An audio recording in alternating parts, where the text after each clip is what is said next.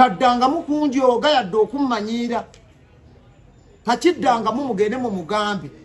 Amanyire bamanyiira banne bwe babeereyo mu mbaga y'embaata eyo. Nzanveeko obulamu bwange bwonna kisa ky'abantu be bannyambye na hard working yange. Toyinza kuva eri n'onjolonga. Omuntu ngoyo bw'atandika okujolonga agenda ne mu inbox ya mukazi wo n'amukwana. Otegeera nayogedde ne kojja wange Kamiliyoni nangamba olaba abavubuka ng'abo baleetera omwana wo okutandika okuyisaamu amaaso nga balaba taata tali waffe. Abo abavubuka kye bakola. Nze ebyo ebintu bye sibeerangako mu lutalo naye. Nze namuwandiikira nno ne ku nnyimba. Nze mukaaliya ye nnyina mu kyenkozeemu. Ate era bwa nnyinza n'ennyimba zange njja kuzinona ziwerera ddala. Teziwera. Twandibadde naffe tukola nja kulunona. Mu ndongo waliwo kye bayita okuwaamu omuntu big up. Yamani nga bw'onagamba nti Saimo yannyamba. Era ze nsobeza sikyaddamu kukola nga bwe tunaabeera mu studio. Nze bwe mbeera ku live buli muntu muwaamu. Otegeera nalwala oyo muvubuka n'ayitanga eggulu. Talina kiyannyamba. Oyo yuti. Sante yakuyamba brother. No, njogera nga ntya Katonda mpa kulani njiwanike.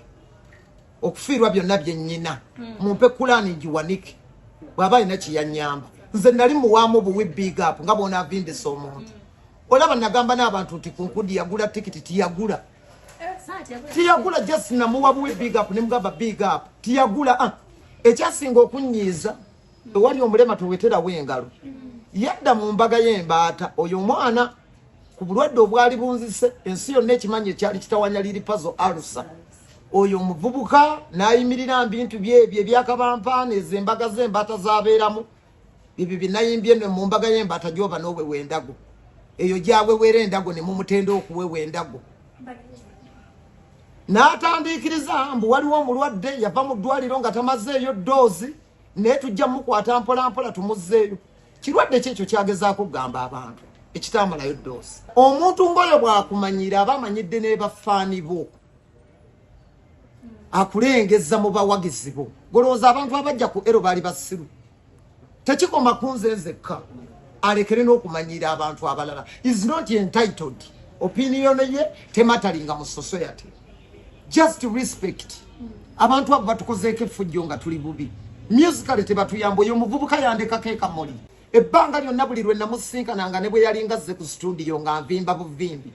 Nina obusungu ku ye. Yandeka ekamuli ssaawa 6 ogw'ekiro. Ne mugamba ntwalaako ndiwe makindi enfata ondabe wabi next. Tondeka ku kkubo.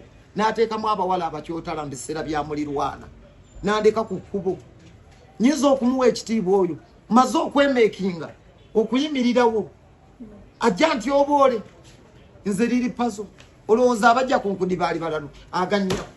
Oba wanyigira ku Kenzo. Ati yasaba Kenzo bato. Bato lingi kindi Kenzo.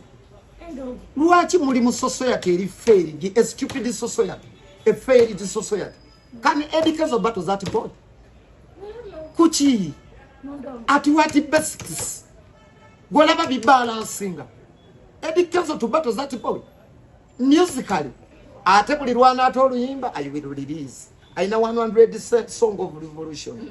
Dear yali yagula Vietnam passing. Then you know 100 song of this in him. Afulumya leero ntakumanda ajja kunda bakimafia.